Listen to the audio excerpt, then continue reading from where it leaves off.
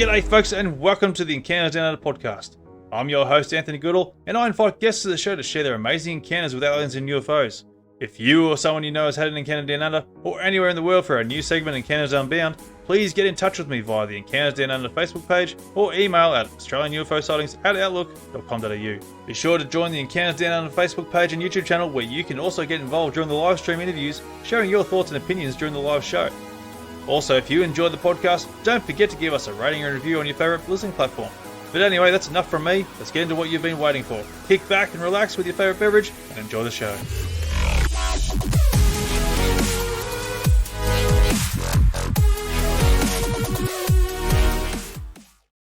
This episode is available to view on our YouTube channel, so be sure to like and subscribe to the channel and leave a comment with your thoughts on the episode. G'day folks and welcome to another episode of Encounters Down Under. Brian joins us on this episode, who has witnessed to an unusual craft for a substantial amount of time and even happened to see a larger craft that next night that was witnessed by hundreds of people. Brian was also fortunate enough to be featured on the recent documentary Close Encounters Down Under. So please welcome to the show, Brian. Welcome to the show there, Brian. Yeah, hi Anthony. Hi all. Mate, great you having on. It's absolutely awesome. Now you've had like an amazing experience over in New Zealand, you mentioned, and you've even been featured on the Close Encounters Down Under documentary that's coming out this week. Mate, I'm going to let you go and spin the wheel here and go and tell us about your experience there and tell us how your whole encounter, really. Yeah, well, okay. Yeah, well, it's a hell of a story. And I finally decided to tell it. I think we've reached a stage where people are quite open to it. But, I did notice, this is like 42 years ago, whatever. But back then, when you talked about it, it was like glaze and it was not good for the career back then. And but it happened. So look, and what happened was that you might have heard of there was some Kaikoura sightings that were big news at the time. That was about 1978, and this was not long after that. And that Kaikoura thing there was I think a Quentin Fogarty, a news crew, caught it out of an Argosy airplane, out the windows. They caught this craft traveling beside them and that kind of thing. A light, it wasn't actually detail that I actually saw. But nonetheless, it was around that time. So the story goes, I was 1980 summer, which is probably 3 weeks long in Christchurch. I was driving out at the end of the freeway out of Christchurch, and I don't even remember why I was driving out, but I used to just drive sometimes to think and listen to things and listen to interviews on radio, whatever it was. But I just got to the end of the freeway and driving up a hill, and I saw this bright light just going across the sky, and it kind of caught my attention because there was no flashing lights. Planes always have flashing lights.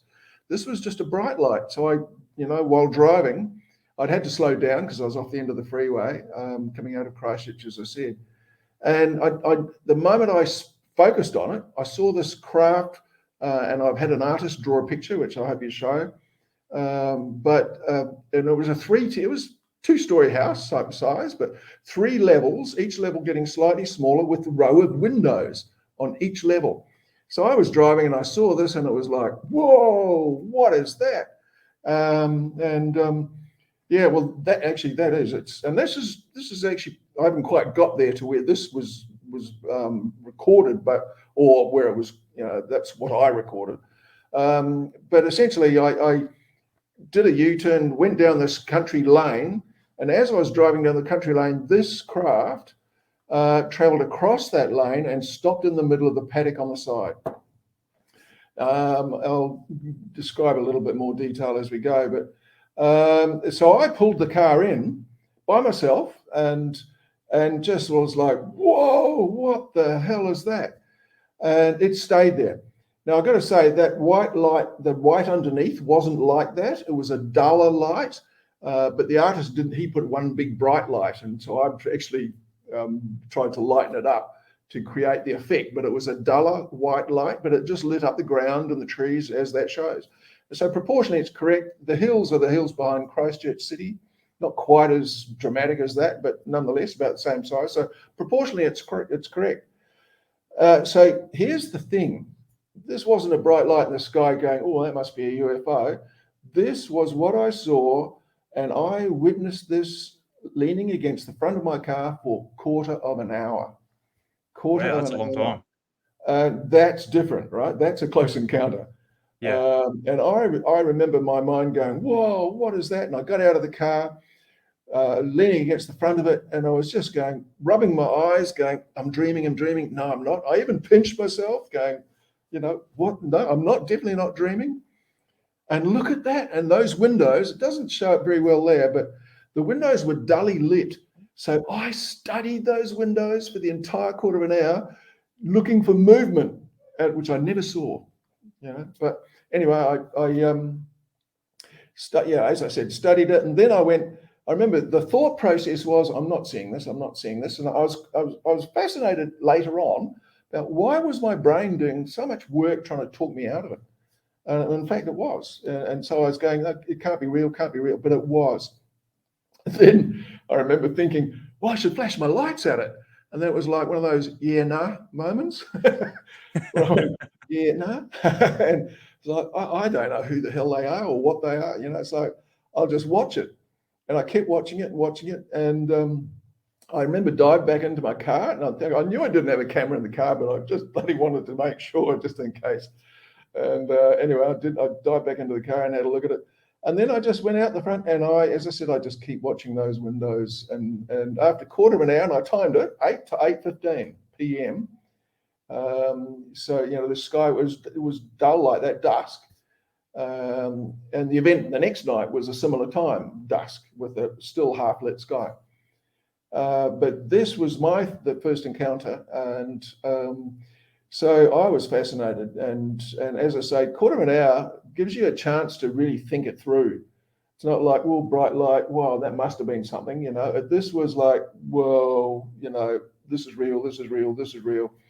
And not, honestly, talking 1980, so I've had 40-something years to process this. So I'm going to be talking through a lot of thought processing that I've gone through and studying, following all the UFO sites and things like that, and being and I call myself an open-minded skeptic. I criticize and write off. Probably 20-30% of what I see is good CGI, nice move, but you just can't these days. There's so much, and it's growing. The reporting is growing.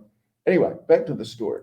So then started to move off after a quarter of an hour. It started to move off, and it was heading across, and in the distance was the city. So it started heading across the city of Christchurch.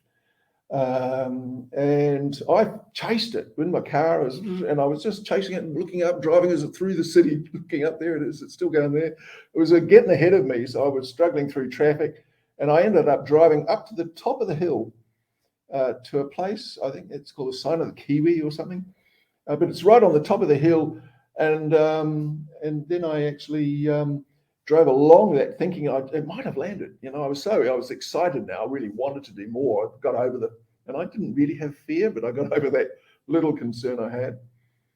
So then I drove along the hill thinking, I even got out of the car at one stage, looking at lights, thinking, wonder if it's landed, but it had gone. It had gone over the hill, but I was just trying to, see if I could get another look at it.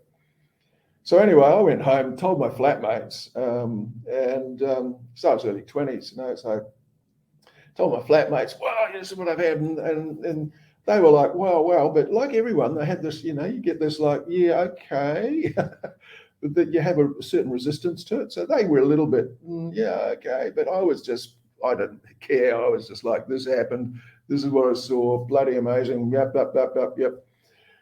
So anyway, that created a bit of a stir amongst my friends. And then the following night was the big event.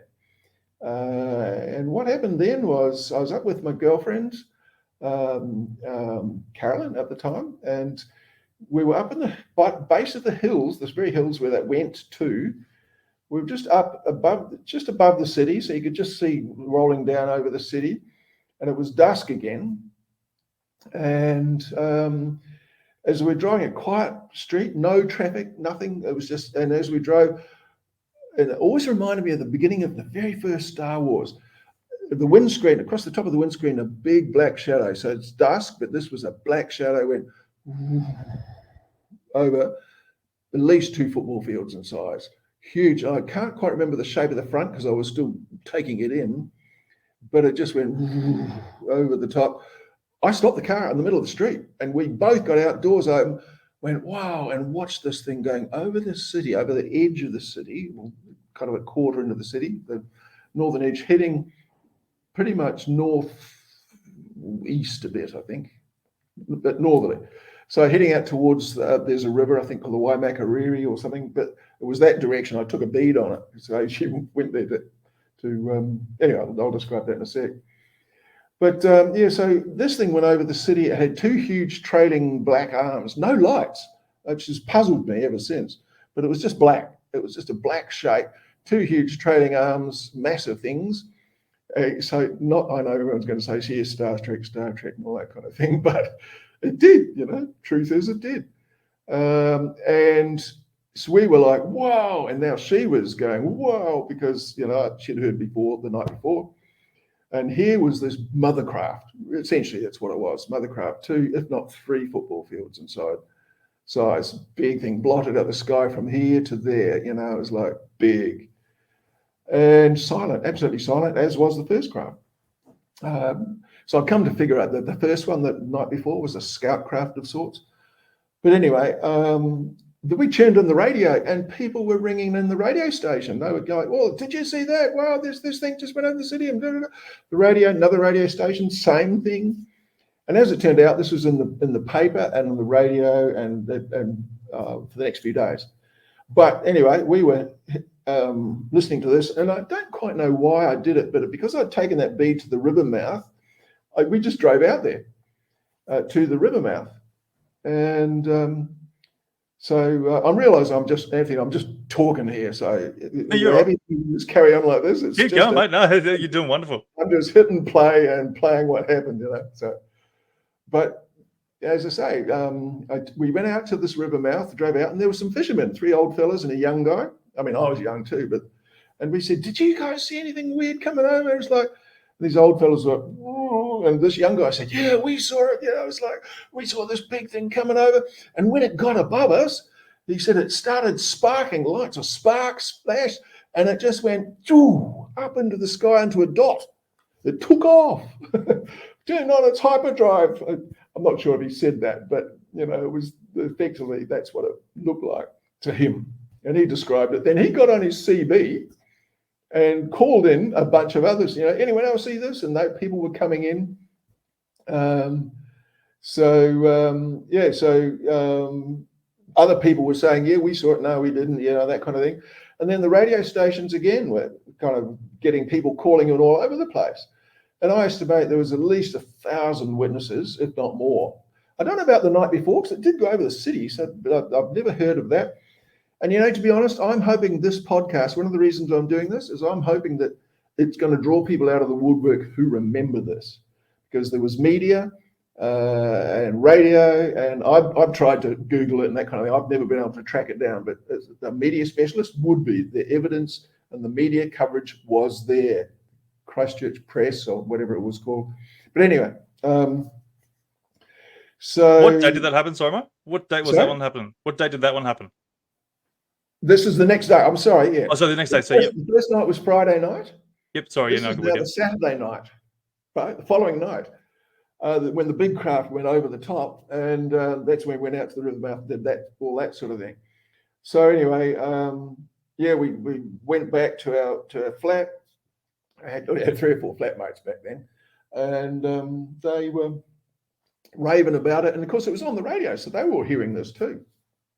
And so they were all, "Wow, that's really confirmed it in their minds, But what I noticed was people were struggling with it.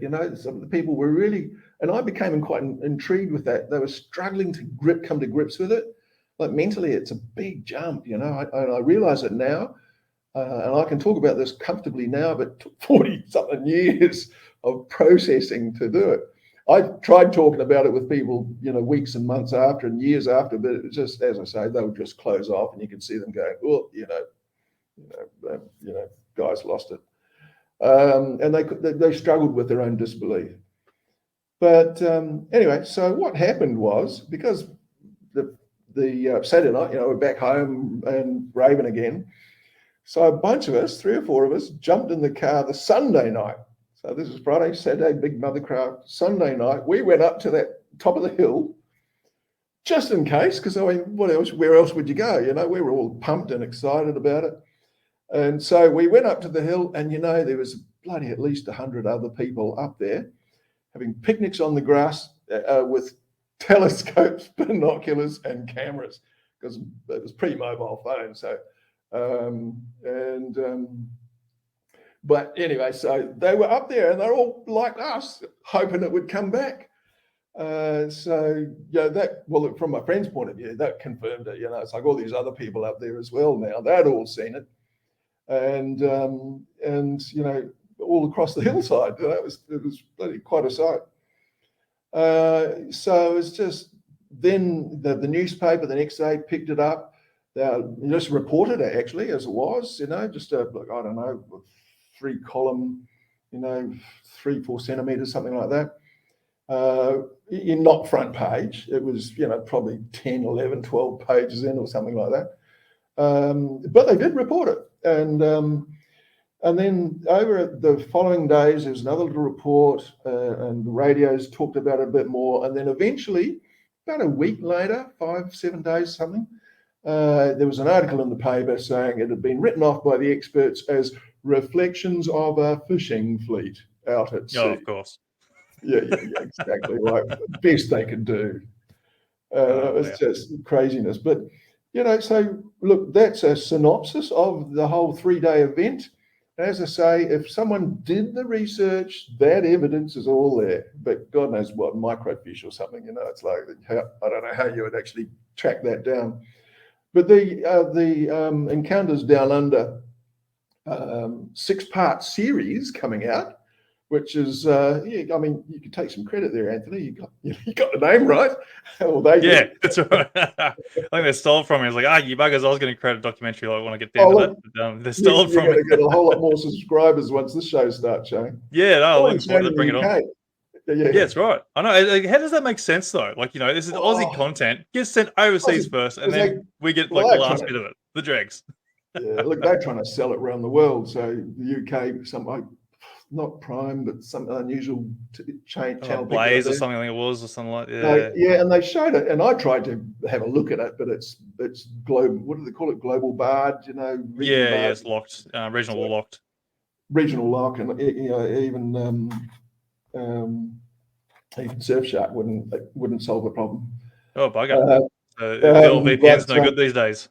But I had a guy contact me saying, "Hey, I saw you last night. Yours was really interesting, but the guy after you was a..." Oh, hang on, we lost him. What's happened? They've cut us off. The deep state's cut us off. I hope we're still alive, guys. I'm not sure what's going on. Throw some comments in there, guys, to make sure we're still alive. Yeah, no, we just dropped out. Still good? All right, we're good. I think the deep state's getting in the second episode. So it starts this coming Thursday, and then the second episode presumably is next Thursday, 27th. Just hang on a sec there, mate. I think we just had a bit of a freeze up moment there. I'm not sure what happened there. Just go back probably about 30 seconds from where we were talking. I'm not sure what happened. You just froze on us. Yeah. So so if you can just go back probably about 30 seconds prior to what you were talking about. So this series, 6-part series coming on 7 Mate and TVNZ as well, I understand soon. It starts this coming Thursday. What's that? The 20th, I think. Yep. So, and I'm in the second one, which is the 27th. So you're getting the scoop here, Anthony. Yeah, absolutely. And I reckon you're going to get a much stronger following, because everyone's going to think that you triggered this. You are the Encounters Down Under bloke. You're the man. Yeah. Well, I did play my part there. I did throw a few people there with the Encounters there to go get featured on the documentary there, and I actually got featured on there as far as I know.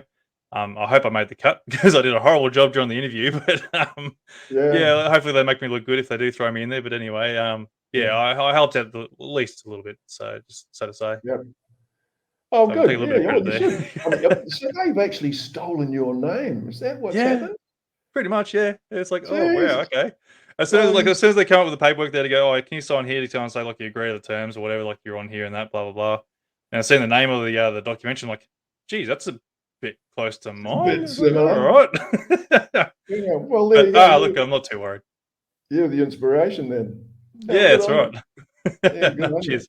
No, look, but Yeah, so, that's the biggest thing about this whole documentaries and doing podcasts and that, and like people coming forward with their experiences there, because the whole subject has been taboo for so long. There, we want the credibility of these people's experiences there to be known, because it's such a taboo subject, and people are saying things that are strange, and that's the whole idea behind what I do anyway, to try and bring credibility to people's experiences. And I'm yeah, hoping that this documentary that they brought out now, I'm hoping they're doing the same thing too. Because like there's so many documentaries out there now that are all repeating the same crap. Everyone's seen this same. You know, for like the first thing they load up into a documentary these days is like, is there life out there? For years we've been wondering in space, is there other species or other civilizations out there? Blah blah blah. That's how it always opens up on every bloody documentary you watch these days.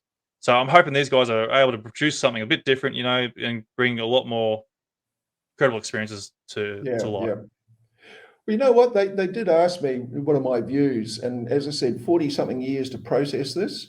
Here's my views. I see Earth as being the messy house on the street.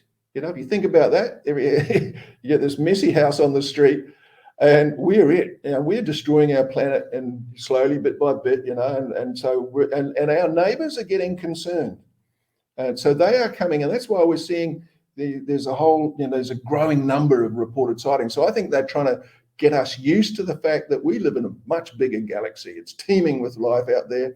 And if you just look at the huge variety of craft, including probably drones and all sorts of things, it's massive. And they're all visiting, checking us, but they obviously have this, what does Star Trek call it, where you don't interfere with the prime directive, where you don't interfere with them. But so they're always very low key and shoot off as they can.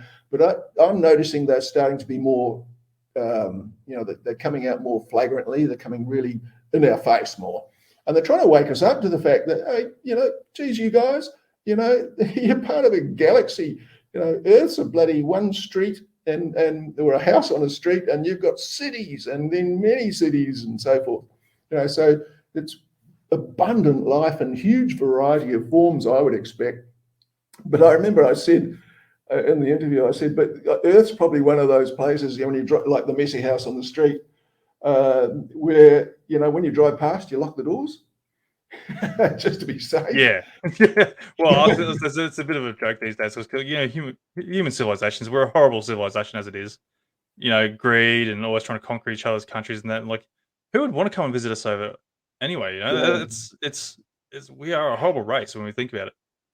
Well, we are, and the real question, is why is that? It's because I think most humans don't want that. So I've come to the conclusion that the controlling elite kind of create this angst and warfare, and they somehow keep us suppressed. Like it's almost like, I've heard Earth is described as like a prison planet or something, where they're just generating all this drama and everything. And why is the whole UFO thing? I mean, in the media, it's well known until recently. You're never allowed to file a report about UFOs. It's just from the top of the top. And why is that? Well, because the controlling bloody elite, the cabal, whatever you want to call them, they don't want us waking up. They don't want us waking up to the fact that there's other technology probably better than theirs. They want to maintain control. So I actually have come to the conclusion that, that there is some kind of super elite control cabal, whatever you want to call it, black, controlling influence that has been suppressing our growth and evolution. And I think, frankly, the way it's building at the moment, I reckon we're in for what's been called disclosure. I mean, the bloody Pentagon is now admitting it. The US military, they're admitting it. So I reckon within this year, maybe 2 at the outside, but I reckon probably this year, there's going to be a big disclosure, and it's going to go, yeah, guys, this has been real.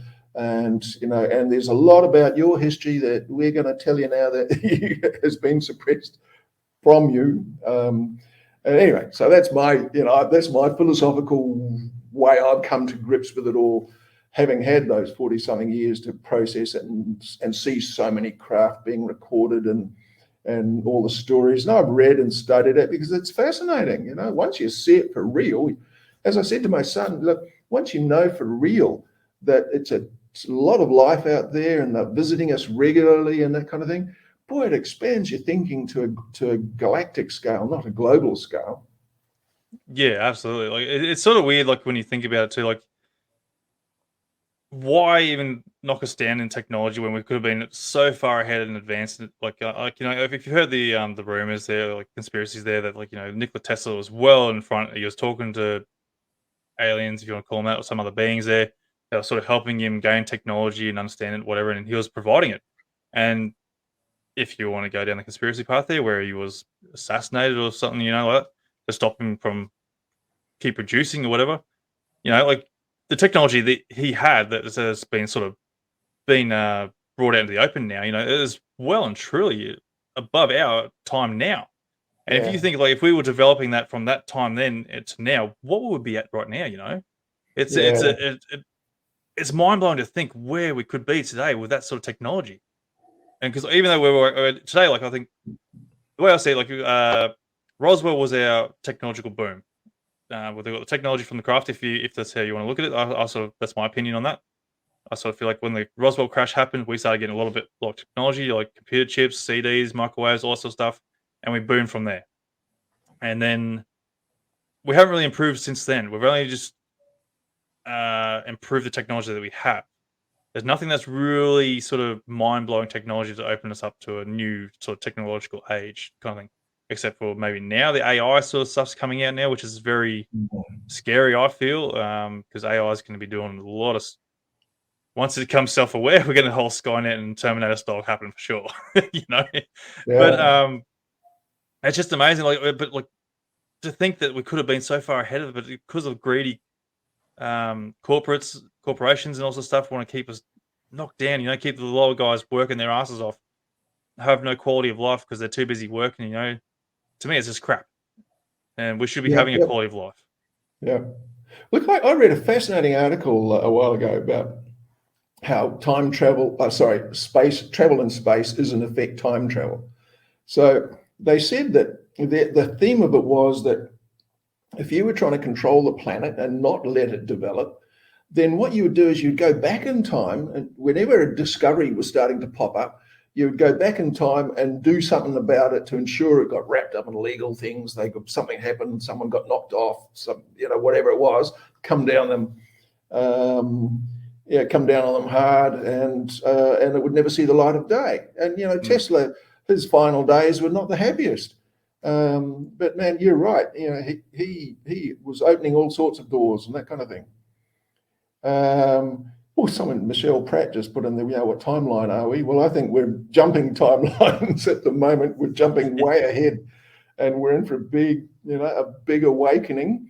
But imagine what would happen, because I've noticed this when I tell some people, they go, "Wow, that's interesting," and others go, "Oh," So with disclosure, I reckon it's going to split society.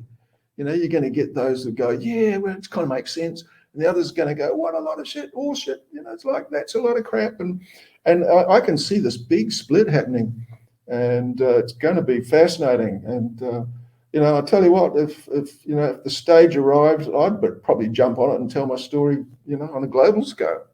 Yeah, Just, absolutely. do Well, my bit. in a sense, disclosure's already happened because the American government's already admitted to these things flying around in their airspaces, and they're even saying Yeah, that these are flying around other yeah, countries that they're aware of. The only thing is they didn't really admit to who they are because they claim that they don't know who they are or what they are. So in that sort of regard, it is a kind of a disclosure in a sense, but it's just not the disclosure that we sort of yeah, really wanted to sort of like go, hey, aliens are here. That's what we really wanted, and yeah. this undeniable footage and pictures and stuff would like to go and back that up. But yet they still give us these pixelated infrared footage there that just gives nothing. It's They're as doing it horrible as bit it is, by but bit. I think it's a bit by yeah, bit trying a to drip feed. adjust the population to it or something. But I mean, the 7 Channel 7 News thing, Ross Coulthard, the Yep. 60 Minutes reporter, if you want to get a good overview, I mean, his shows are brilliant. The first one, when he was set out to disprove it, what a lot of conspiracy theorists this was and that kind of thing, and he ended up going, my God, it's true. It's like, and spoke to the highest people, and then he gets U.S. naval pilots saying they do this training down near Florida or something rather. They have this training route they go. And for 2 years, there was a craft positioned on their particular point, some navigation point, and it was something like a cube with a sphere in it, or a sphere with a cube in it, or something like that. Yeah. And they saw it every day for 2 years. And so this guy's actually coming forward, and the people are now, everyone's been so suppressed and careers ruined that they typically haven't come forward, but people are now doing it. And they're going, bugger it, it's time, wake up, everyone. And by the way, let's get rid of these people at the top, so that have been suppressing all this stuff. Your days are done. And I reckon that's the stage we're in now. Yeah, look, honestly, especially with the policy, I sort of feel like a lot of people in the past, like I mentioned this a lot in the podcast and previous episodes, and that pilots have lost a lot of their credibility as well when they speak about these strange crafts going around. And I sort of feel like there needs to be swamp gas. Yeah, swamp gas, exactly. I sort of feel like the governments need to be held accountable for what they've been doing to these pilots, or even other sort of personnel, that have been trying to report these things. Like they need to be held accountable for calling these people crazy, trying to dismiss what they're trying to tell everyone. And why? Why do they need to be classed as a crazy person who risks their careers, anything of their life? They're risking their whole lifestyle, just to go and report this. But yet they just want to get shunned to the dark side. It's horrible. I sort of feel, and I still feel like the pilots or anyone who has lost their career because of that, I still feel like they need to be justified to the reasoning and what's happened. Yeah. It's been a horrible thing that they've been doing to people for a long time, and so that's why the days of this, whoever that controlling group is, they need the big flick, and and let peace reign, let people get back together, and because I don't think humanity's that bad. Our planet sure looks it when you look at all the dramas, but it's the controlling forces that bring that about. And I think when people were with good, what would we say, humanistic, benevolent leadership, things could really change. Yeah, absolutely. And I'd love to sort of see us like as a just missed that comment about Ross Coulthard. Yeah, so Felicity's joining in the comments there saying Ross Coulthard is mainstream media. He's doing this for a reason. I think it's to make it more believable if they decide to pull out the alien invasion card, which is I sort of find a bit hard with the alien invasion thing. It's going to be a big thing to try and organize that. I can't really see why they would go, okay, we admit to these things there, but we don't know what they are. Only to go and do a fake invasion for what reason? Like, to me, that doesn't really make much sense. Like there could be a lot of reasons, but I'm not in that sort of position to say it really. Yeah. Well, look, I've looked at this too, and I reckon it's the last remnants of those in power fighting a rearguard action, trying to say, it's like, it's all going to be an invasion, and so it's going to be bad, and it's not. If they were going to invade, they would have done it bloody hundreds of years ago. It's like they are purposely low key and watch us and shake their heads, and it's like driving past that messy house on the street again. It's like, when are they going to clean up their act? Maybe we should neighbours get together and come and have a chat with them. And that's what's going to happen. That's disclosure. I reckon the real disclosure is going to be when we actually have our neighbours rock up and go, guys, let's just paint a picture here of what's really happening and what's really going on out there and what's been happening to you guys and that kind of thing. Yeah. So everyone's going the comments here. Felicity going Project Bluebeam, and Michelle's saying fear, keeps pushing fear. So going on the fear and the alien invasion sort of thing there, like look, put it this way, like these things have been, these beings, crafts, whatever you want to call them, they've been around for potentially thousands of years, if not longer. They could have been previous civilizations, tens of thousands of years before us. But So these guys have been hovering around us for our civilizations, and they've had the perfect opportunities there to go and try and wipe us out if they really were going to try and invade Yeah. us. So when you're going to put like an alien invasion, a fake invasion or something like that, it doesn't make sense to go, why make Yeah, a it fake doesn't. invasion in that regard when they've had so much opportunity in the past to go and wipe us out. Even now, they Yeah, could even wipe us out. But the only problem is that will start pushing back with the nukes and then yeah, destroy the whole world, and yeah. then it's buggered. So to me, the fake invasion sort of thing just doesn't make sense. I can't really see Doesn't that add being a up. thing. Yeah, no, it's It not. doesn't. It doesn't wash, does it?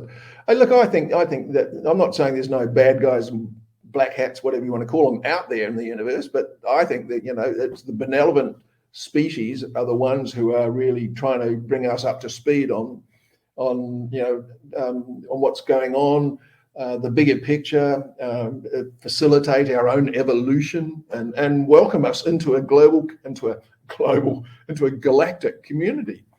I really think that they're dying to have a big party and welcome us aboard. But we've got a lot of work to do, and they're helping us to lift our game, evolve, whatever you want to describe it. So look, we're in for a fascinating time. What better time to be alive, right now than to have this sort of transition, this what's the word everyone's using at the moment? This Woke. ascension, the lifting of society, of humankind's, spiritual development, that kind of thing. Yeah, yeah. Which is, I think, is a strong thing too. We do need to have a bit of a stronger spiritual development, but unfortunately, the way things are, everyone's too busy looking at their phones, watching around what's the world, too involved in crap TikTok and all sort of stupid shit. You can get stuck in the damn things for hours throughout the day. I'm guilty of it myself. I hate it as much as I hate to admit it, but like everyone's too busy, sort of, looking on their phones to sort of be focused on the human nature and all sorts of stuff to try and create the spiritual reality and try and connect. Because everyone's too busy looking at the phones trying to connect through that way, or they're arguing over stupid, like, black, white, black, blue, gay, lesbian, whatever, all that sort of crap. People are too busy arguing with that. And like in reality, I don't think anyone really cares if anyone's gay or black or Yeah, white. There's no care for that. But it's just the social media pushes it so much, and then people sort of, I don't know whether trolls basically. They're amping everyone up, and it keeps us divided. And so that's where yeah, we're not getting the which is the plan. spirituality. Yeah, which is exactly the plan. So we're not connecting to the level that we should be because of all this crap on the social medias. Get rid of social Or, media and all or sorts of main stuff, media, then particularly. we'll probably connect a lot better. Mm. Yeah, well, that's right. No, well said. Yeah, yeah. So anyway, I'm getting flustered now. It gets frustrating me. But so look, I want to go back to your first experience there. Like, so now this craft, you see, you're like 15 minutes there. So I'm going to put this back Yeah, up. put it up again. Throw it back up there and get Yeah, back that was on it. here. So, what do you think the Yeah, actual craft was doing there for 15 minutes? Like, what do you think it is just the hovered. It whole? was absolutely silent. It hovered, just sat there. It went across the road, and then just went out into the middle of this paddock. Boom, and I drove in, pulled the car in, pointing at it like that, and that's what I saw for a quarter of an hour. Silent. I remembered thinking, damn, there are no V8 exhausts coming out of that mother. Like what? And I've had this curious, and I have an organisation I've created now and doing renewable energy research called Mag Energy, Oh, nice. because that has got to be powered by something. And what is it? So we want to research the actual technologies that enable that sort of anti-grav, silent motion, and what the hell does it? How does it do it? And what's the fuel? These were the thoughts going through my mind. It's like, and I did have that thought of that, no exhaust pipe. So what the hell is it? And those windows, as I said, the main thing for me was studying those windows because they were dully lit. There was a not dark. It was a metallic. The whole thing was metallic, like a silver in the dusk, but those lights were lit slightly lighter. So, and I just, as I said, I never saw any movement, but damn, I studied those, watching for it. I wanted to see if anyone's going to wave at me, and then what would I do? I don't know. But the funniest thing was, shall I flash my lights at it? I flash my lights, no. Yeah, that's right. Yeah, but That like moment was over the years you yeah. had been so over the years you've been thinking about this. Like, have you had any ideas like what its cause for being there would be? Like, any ideas of like what it might have been doing in that nature? Yeah, well, I think it just like they are. They come to investigate and check out the locals. That's like, we don't want to go and upset the messy house on the street, but let's go and just have a look at it. And from what I've studied astronomy a lot, and I've followed all of these sciences as well. So I reckon Earth's a beautiful blue-green planet, and it's probably, from what I've been hearing and reading, it's probably quite rare. It's not not as common. So I think It's unique. there's a lot of sightseeing and investigation. I mean, you read about cow mutilations and that kind of thing. So I've concluded that, well, if you're studying, you would study the animals, and geez, they eat a lot of those. So let's go and have a look at what they are. Yeah. That sort of stuff. It's research. Yeah. So I think that's what they're doing, is they're keeping an eye on us and a lot of research going on. But this was, as I said, the fact that went over the hill and the big mothercraft the following night came from exactly that same spot back the other way. So it was a scout craft for the mothercraft. And, why did I get to see it? Time will tell. I don't know, but Right place, right time. I got lucky. It certainly woke me up, put it that way. Yeah, absolutely. So with the second craft, I don't think you really mentioned much of a shape. You just said there's a black shape to it. Like, what was the actual initial shape to the actual whole craft? Well, because it was going like this, I don't quite recall the front edge shape because I was still waking up to it. It's like it's just gone over. And I'm talking to the tops of the windscreen of the car, so I stop the car and get a look. So, but then it was just a big, wide football field and a half wide. I mean, it blotted literally sky from there to there. So it was big, and then it had these two massive trailing arms that went quite a long way back with a big gap between them. So, and they Sort were of like the Star Trek Enterprise sort of look well, to it. Like, yeah, but all on the one level, one plane. Yeah, okay. No, not like Star Trek. That's why I said I'm joking. The bloody Star Trek. Yeah, that's probably like the best relevance. Right. But it wasn't. It wasn't like that. But it did have those two massive trailing arms. And I was fascinated with the fact that the guys out at where it went to, when he said it turned on the hyperdrive because they saw sparks and lights, and then it went up into the sky, a massive craft like that. So, but I've never seen any other shapes similar, or maybe a couple to that mother craft. And all the ufology, and I've been following it all. I've got probably a terabyte of images and videos that I've collected in that 40 years. And but I've never seen that craft, never seen anything like that one. And that's intrigued me. I thought, you don't tend to see windows. They don't typically have windows. So the fact that it had windows was, for me, it just made it much easier to accept, I suppose. Yeah. Was it spinning at all? Sorry? Was it spinning at all? No, yeah, and a lot of them do. You see that sort of rotation thing happening. A lot of them do the lights, and they can. As I said, this just had a glowing dull light underneath. It wasn't that harsh white. That's actually liquid paper I put in, because the guy had one bright light under, the artist, and that wasn't what it was. So I tried to get it closer to reality by putting white out. But it was a duller, diffuse, soft light. Totally silent, did not move, just stopped, did not rotate, nothing like that.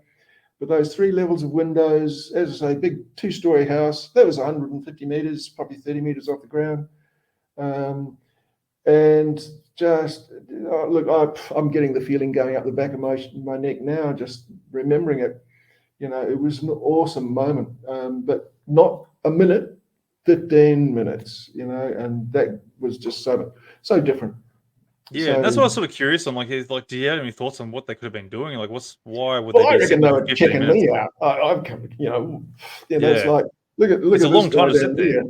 And who knows if they got telepathy and that kind of thing, but they're probably going, well, he's trying to figure it out. He's going through that process. Oh, there he goes, rubbing his eyes. Now he's pinching himself. And that's exactly what I did. It's like, this is real. I'm not dreaming this, but it felt like a dream initially. And that's interesting. A lot of people say that. Feels like a dream because you're struggling to comprehend it. Yeah. But after a few minutes, I was like, well, damn, I can't get rid of it. It's there. And that's the biggest thing too. Like once you experience something like this, it just absolutely blows your mind. Like I've never seen something like this myself. I've only seen something that's strange, but I haven't been able to identify it because there's nothing I could really go and cut it close to something like to really explain it. Like I did have something that might be an idea, but then the people I spoke to who also saw it, that just ruled out every possibility to Yeah, try and identify it. So therefore, to me, that's an unknown on that one. And yeah, yeah, and since that day, even though I was already interested in the whole topic to begin with, it gives you a really big buzz. You're like, going, whoa, I'm seeing something here I can't explain. And it's just like, but so, for people who like yourself who have seen something like this, it's absolutely incredible. Like it yeah, gets me buzzing, going, oh, I want to see something like this, and I'm like, I'm sure so many other people want to see something like this too. yeah. Well, But you will, Anthony. You will, I'm and hoping. soon, and soon. But I'll tell you what, it's interesting you say that because they try and rationalize and justify it because Yeah, it's really uncomfortable for them. There's cognitive dissonance and stuff like that, right? So it's like, oh, so it was a light, it was this, it was reflections of a fishing fleet, it was all these different things. And it's because they're trying to, they're being conditioned as we have all been conditioned. So they're trying to explain it away. Whereas I had the time to actually come to grips with it. Yeah, it is a Devo hat, isn't it, James? Hey, I'll tell you what, actually, that reminds me though, not just Devo, but there's an amazing group called the Fifth Dimension, right? I think And I've heard of them. they have got a couple of songs, The Age of Aquarius and Up and Away on My Beautiful Balloon and that kind of thing. But one of the most amazing songs I would recommend everyone listen to was originally by Klaatu, but the Carpenters covered it, and it's called Calling Occupants of Interplanetary Yep, yeah, Craft. that's him. Have a listen to that. And there's a World Contact Day that was spawned by that song. Every year, once a year, the people around the world try to make contact with these higher beings. But anyway, in Calling Occupants of Interplanetary Craft by the Carpenters. And it was played by a guy who had a show a bit like yours, who had a radio show, and he started off with this funny thing about, they were interrupting him and he's trying to, run his show, and then they cut into the song. But it's an amazing song. It's extraordinary what the actual words say and how prescient it is. Yeah, absolutely. So we got Trooper here, and the questions. We did sort of cover. I was going to ask the question, but you sort of answered the question regardless. But I'll ask the question just to help Trooper out here. So did you lose any time? So I noticed any missing Good time? question. Good question. I bloody didn't, and I don't think I did. It's like because I was looking at my watch and I checked it, and I didn't get any. There was no voices in my head or anything either like that. But yeah, I've thought about that, and people have asked me that the question before, but I'd swear I didn't. But I just how do you sure? As I said, quarter of an hour. Who knows what actually went on that I was unaware of? I don't preclude that as an option, but I was totally unaware of it. Yeah, just the fact that you kept an eye on the time, I sort of feel like it rules out the possibility of it. But after that, whilst Yeah. you're traveling to try and catch this thing, there could have been a possibility there as well. I don't know if you're taking notice of the time then, but I'm just speculating here.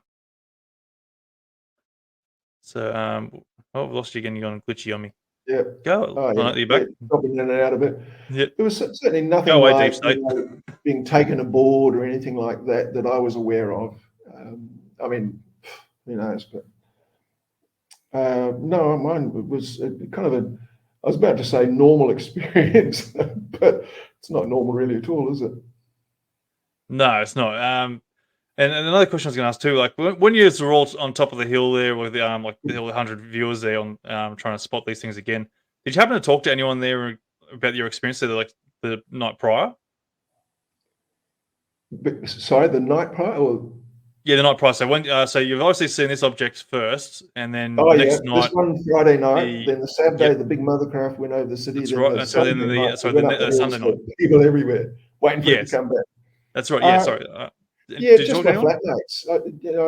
Look, I filed a report. I had a ufologist guy come out a few days after all this happened, and I filed a big report. But I can't track him down either. He was probably 30ish and really interested. So he took did all the notes and that kind of thing. But no, it was just friends and my flatmates, and we had a couple of other flats nearby. We had friends there, so there's probably 5 or 6 of us. And first night I was woo, this is what's happened, and they were wow, and then the second night was big time because it was news everywhere. And then that's when we hopped in the car and packed up and went up the hills, and that blew them away, blew me away too. But to see everyone there, with their binocs and cameras. Yeah, but did you happen to talk to anyone there at the time though, like discussing the whole scenario with anyone, or did you mention to your first encounter there to see if anyone else might have seen the same object? Well, look, it was because it was over the radio. We tuned into 2 or 3 stations, and it was coming in on all the radio stations. We just figured there'd be, it was a big event. There'd be a lot of it, and so I just followed the newspapers and the radio. Didn't hear much more about it on the radio after that, but the papers covered it a bit. But it was the people ringing in on the radio as it was happening, as it happened.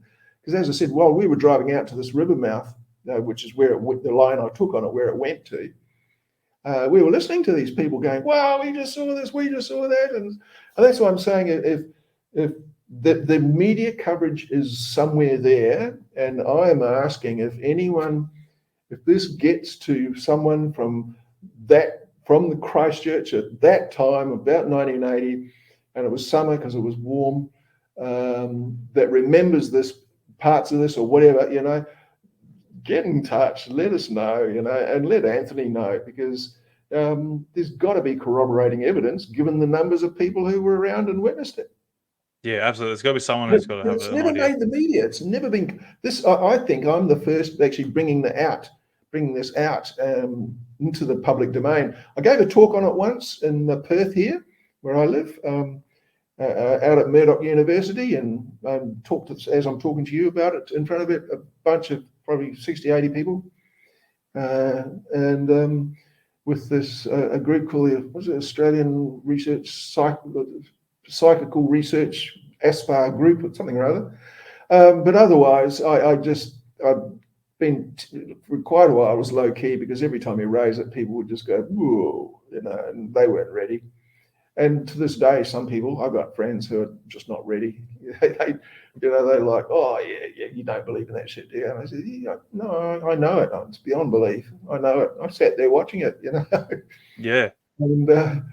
And so therefore, the extrapolation is, therefore, we're part of a larger galactic, global, I keep saying global, galactic community.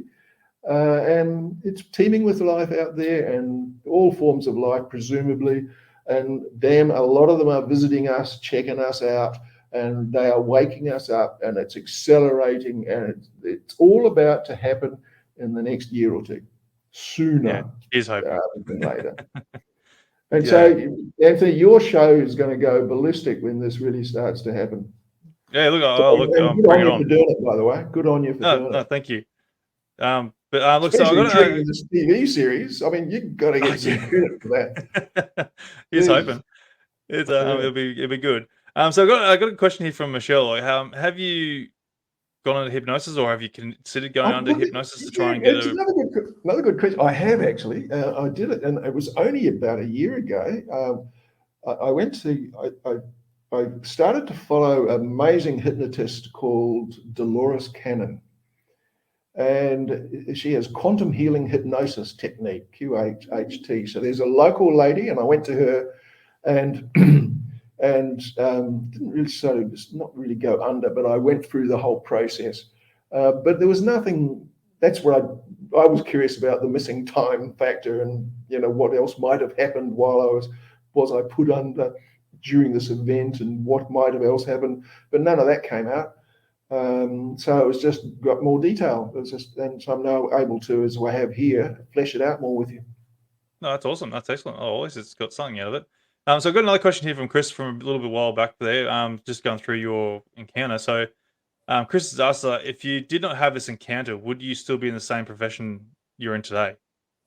I think he's probably referring to your magnetics and all sorts of stuff. Oh, Your the meg energy. energy. Well, that's a sideline business. Yeah, look, I'm a mentor, and like I've done the whole corporate thing, senior executive type role, and I've been a mentor to a lot of business startups and that kind of thing. So it's a brilliant question, really, because it has steered me into understanding cognitive, or now called neuropsychology. I have devoted 25 years to assisting, Felicity's right, assisting people with unsetting and resetting mindsets. So perception became a huge fascination for me as a result of this, because that my perceptual system was trying to talk me out of an obvious reality that was staring me in the face. Why was that? Cognitive dissonance. So I've learned all of this stuff, and I've been teaching it, and I've run all sorts of senior executive teams, 400 workshops, with including premiers and ministers and senior executives of major companies and major programs. Just sort of, and it's all about how you adjust mindsets, how the mind side of things work. So as I describe it, what the keyboard functions are for the neck-top computer, or how to give yourself an OS update, fix the glitches and add some features. That's what you do with your phone. Do it for yourself. So that's been my career, and I would attribute it a lot to this experience. So long answer, but yes, it's had a big impact on my career. No, that's awesome.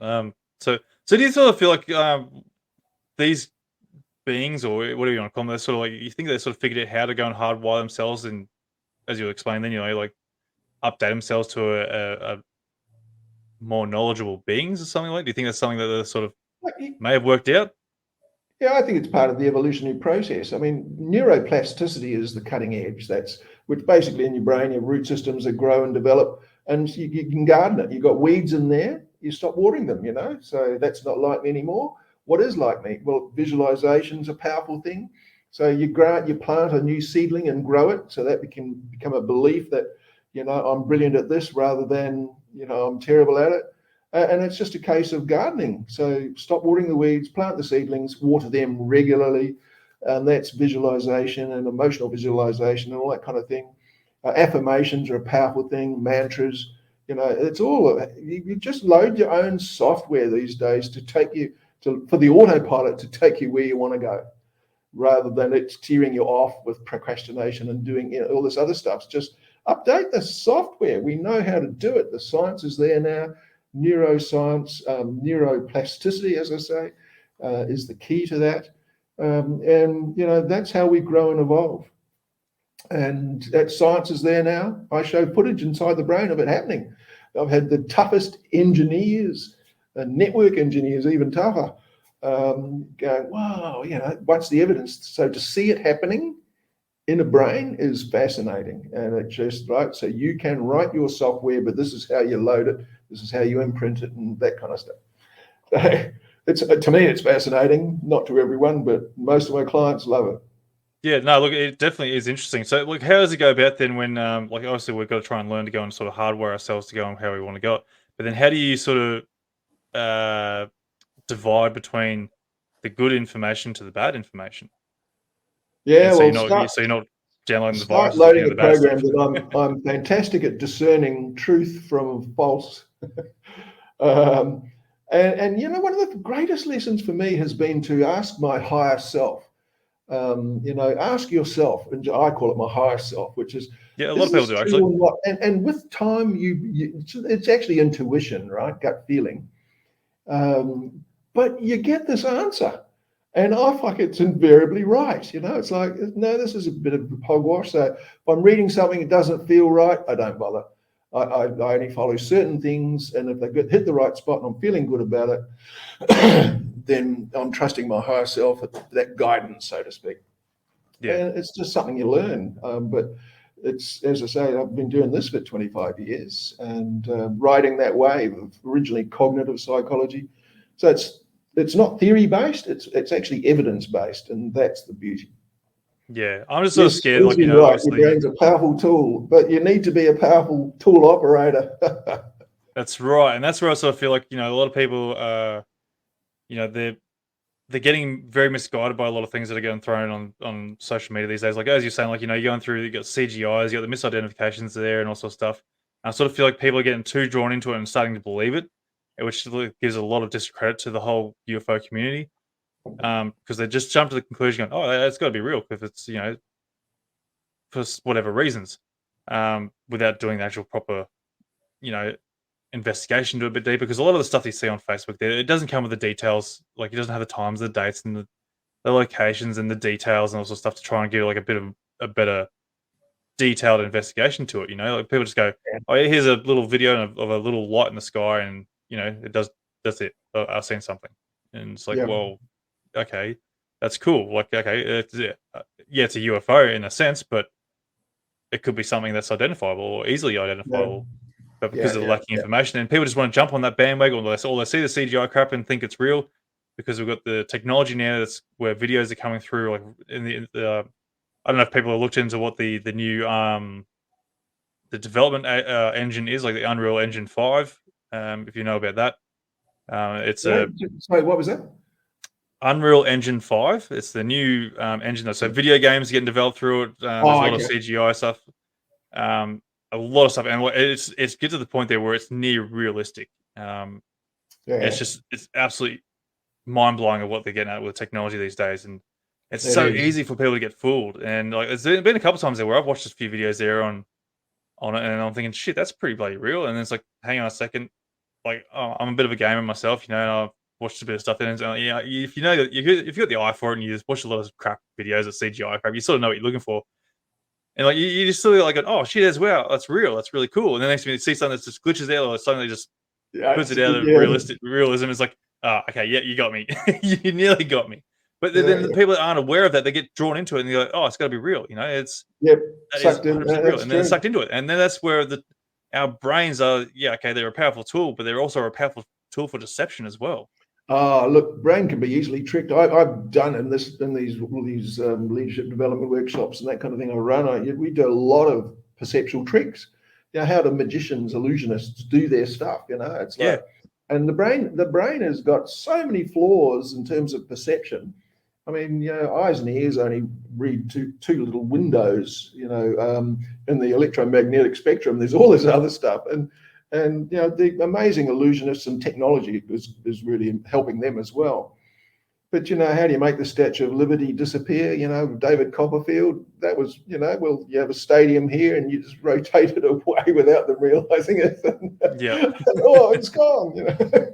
But the brain can be tricked so easily, and that's Yeah. fascinated me. And it started back then doing this. And I just want to say, one of the best UFO video clips I have ever seen, with the best collection, is something called "The Fence Is Down." You get it on YouTube. "The Fence Is Down" by Alex Collier, and it's got this most intense collection of close-up UFO craft I have ever seen. It's awesome. I still think it's too good to be true then. So, well, you look, there's one thing in it when they got a big thing on a truck that's just a bit mining equipment, a bit, and that was the only one I could go, but the rest were like, oh, Questionable. pretty amazing. It raises the question of going, are they all legit photos and that? Yeah. Because the thing I see, like, sort of argue with it too, is like you see a lot of stuff on, again, social media, of people capturing these, undeniable evidence of these crafts. The detail is incredible. It's like, well, how come you can capture that when everyone's got a picture, like a camera in their pocket, basically? There should be hundreds, if not thousands, of photos of these high definition, high resolution images of these crafts, like everyone's pockets. Like everyone should be snapping these things. Like, but yet we don't. We always see There is. pixelated and crap, and yeah, I Yeah. don't know, it's frustrating for me. Yeah. Well, you see, you've opened your mind. A lot of people open it and close it. It's like they go, "Wow, yeah, nah, no, that I didn't see that." And that's what I noticed with the people. So even some of the people, a couple of my friends, yeah, no, I didn't see that. A week or two later, they didn't want to know about it anymore. They didn't want to talk about it. It was all uncomfortable because it forces you to jump a whole level of thinking into what's really going on, and it's just too much for a lot of people. So they go, yeah, no, I don't want to know, and so they stick their head in the sand, but they still get their butt blasted off by the sandstorms, and those sandstorms are arriving right now. Yeah. That's the frustrating thing too. Like, there's so many stories around the world. Like, there's such a common ground when it comes to UFOs, paranormal, cryptids, and all sorts of stuff. So people are seeing strange things around the world, but yet there's so many other people around the world that don't want to admit to, or even want to open that perspective of their environments to go on of the possible reality of these things existing. And to me, that's another frustrating part to me. Like, is like the people who do share their experiences there, they've got nothing to gain from it. And there's too many stories from from the past to today's sort of thing. Like, okay, yeah, again, so like a few things can be misidentified, and some people want to go and come to assume and come to conclusions of different things they feel might be something. But then again, there's people like yourself who have seen something amazing, such as this crafts, and people have seen other things that defy all of our known capabilities in technological wise, and yet they still get denied of that, the of that credibility. So Yeah, to me, that's frustrating. yeah, it is. It is. Well, you're a paradigm pioneer, Anthony. That's a good way of describing it, and that is a frustrating role. Trying to Yeah. break over. Oh, look, I'll admit, like, doing this whole thing there, like, I've probably been damaged a lot from, like, because I analyze a lot of images and stuff like that, and a lot of stuff I see on through social medias and stuff like that, it's nothing there that I can say is credible. But okay, yeah, I can go from the person's words and how to describe it, as long as it's got the details there. It's like, all right, cool. I can try and maybe try and you know um, identify it if I can. But Yep. if I can't identify it, I'm not going to go and say it's an alien craft just to go and boost the ego of someone, or they want to try and claim it as an alien UFO. But like, Yeah. unless it's done something that's defies our laws of physics, then by all means, yeah, you've seen something that's incredible. But to go and post something on Facebook there, or just a little blop in the image, like, I'm saying, like, I'm damaged from this because it's Yeah. just Yeah. frustrating me. I'm at that point there where it's like I can't find anything that's to really help people to be credible in their experiences there. And that's part of the reason why I do this podcast, because I believe the people that I talk to, like yourself, and others that are in the past episodes, and that they're the credible people to me. But seeing stuff through Facebook there of something that's just can't give that evidence to it, and of crap without the information behind it, then I can't believe it. And it's just Yeah. again, I'm frustrated. Yeah. I'm blabbering now. Yeah, but yeah, no. Well, as I said, I'm an open-minded skeptic, but I'm less of a skeptic now. I write off 20, maybe 30% of what I'm seeing, but the rest I just can't. And I know it. So I know now that many of those are actually real, simply because I've had the experience. So Yeah, I tend more to accept, but I'm still an open-minded skeptic. It's like, as you said, CGI is getting bloody good. And you can pick it though. There's, as you said, there's glitches, there's just proportions, there's things that are not right.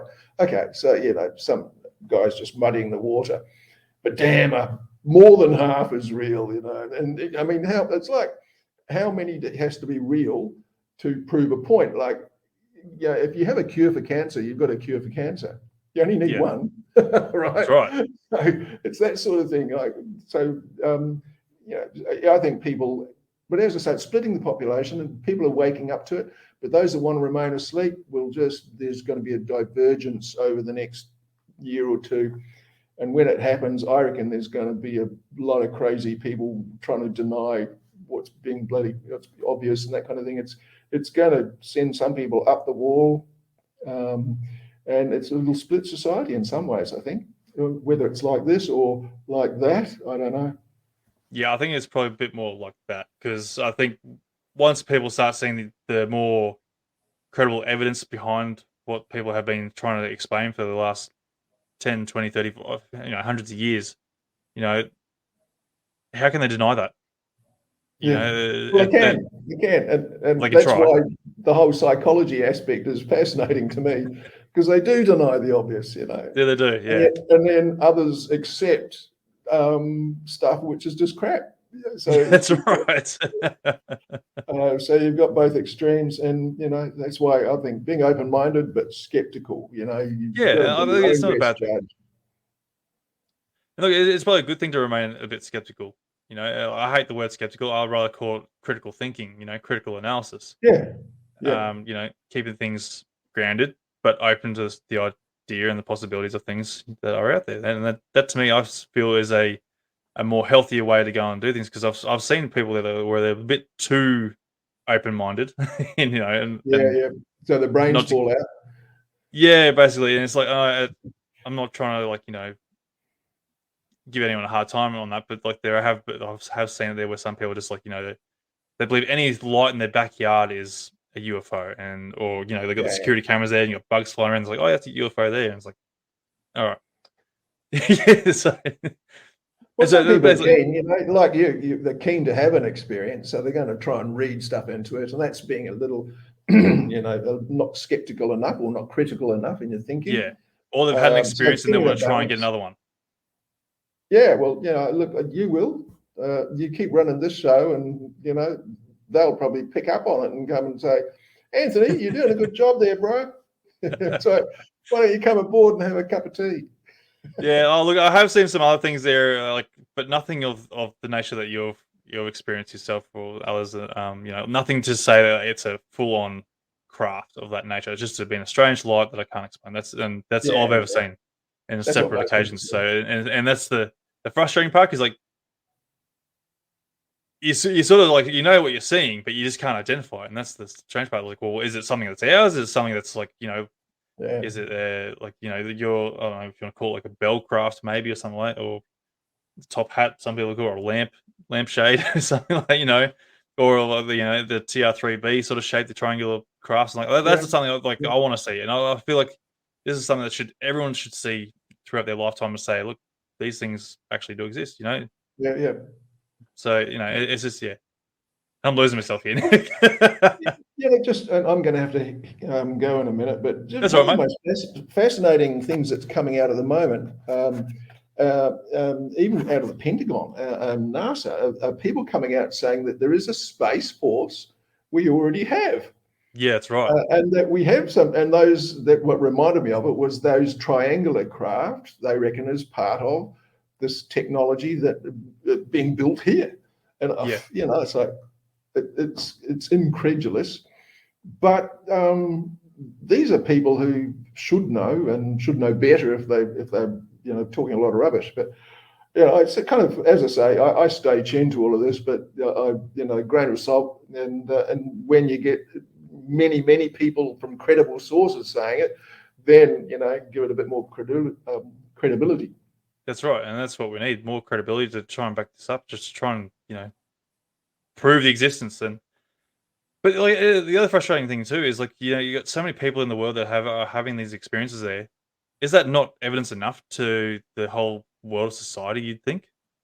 Because You'd I think think so. it's when you go to a court system there, if you have two witnesses, that's good enough evidence to go and justify someone's what do you call it? Go to jail or whatever. I can't Yeah, think of the yeah, words now. yeah. But yet thousands of witnesses around the world seeing these strange crafts isn't good enough. Where's that No. work in the justice systems for people? Well, I've come to the conclusion that there are those that are woken up, there are those that are waking up, and there are many that are still asleep.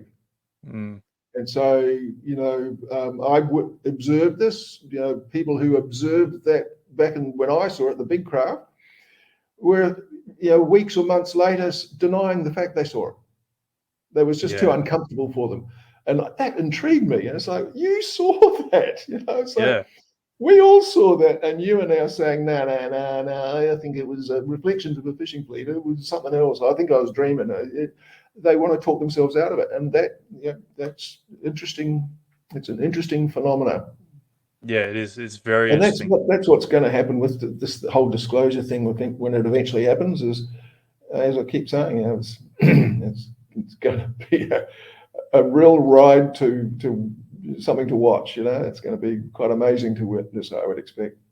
Yeah, absolutely. Well, mate, look, I think we'll sort of end it there. If anyone's got some quick questions before we finish it up, but is there any final words, any final thoughts on the whole topic? If you want to share that quickly. Oh, look, it's the world's going through a lot of change. I think things are probably going to get dramatically worse before it gets better. You kind of there's going to be this disclosure. This is all my reasoning, right? There's going to be this disclosure and admittance that there are these craft and that kind of thing, and then there's going to be this process of people going, well, Jesus, if that's real, then what? And as I said, I've had 40-something years to come to do that. What next? What next? What does that mean? Extrapolating it all.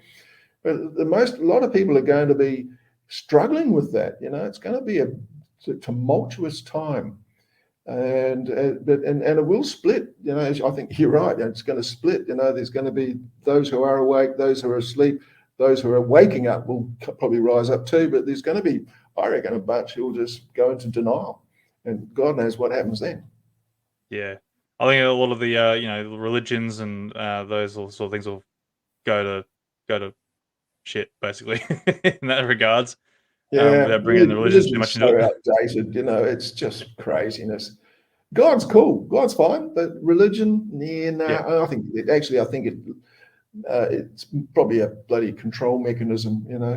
Oh, exactly. I feel like that's I'm not much of a religion person myself, but I think that's exactly what religion is, just a way to control people, just like a government, basically. And the way they do things now. Yeah, fear is a powerful. Use it to generate fear. So, anyways, look, it's been a pleasure, and I hope your listeners enjoyed it. But as I say, you got the scoop. It's coming up, not this Thursday. Next Thursday is my one, but that 6-part series is probably well worth watching. At least I hope it is. Yeah, might be blowing my credibility. No, that's awesome. Right, mate. Well, thanks again, mate. It's been wonderful having you on. Hopefully someone who's been listening to this can sort of share this out and try and get some evidence of your whole encounter there over in New Zealand at the time, and sort of bring up the radio or even some of the news articles, even try and bring this whole sighting to light a bit more. Yeah, I hope so. Hope you get some people contacting Anthony. So let me know if you do. We'll come out of the woodwork and go, yeah, I remember that. Here's hoping. So look, all right, mate. Again, thanks again, mate. It's been wonderful having you on. Okay. Thanks, mate. Cheers. Thank you. And that will do it, folks, for this episode. I hope you enjoyed the show. And don't forget, if you or someone you know has had an encounter, please get in touch with me to be featured on the podcast. If you're a fan of the show, you can support the podcast by purchasing some awesome merchandise that's available on our online store via the link provided in the episode description. So thanks for tuning in, and I look forward to seeing you on the next Encounter Down Under. Hooroo!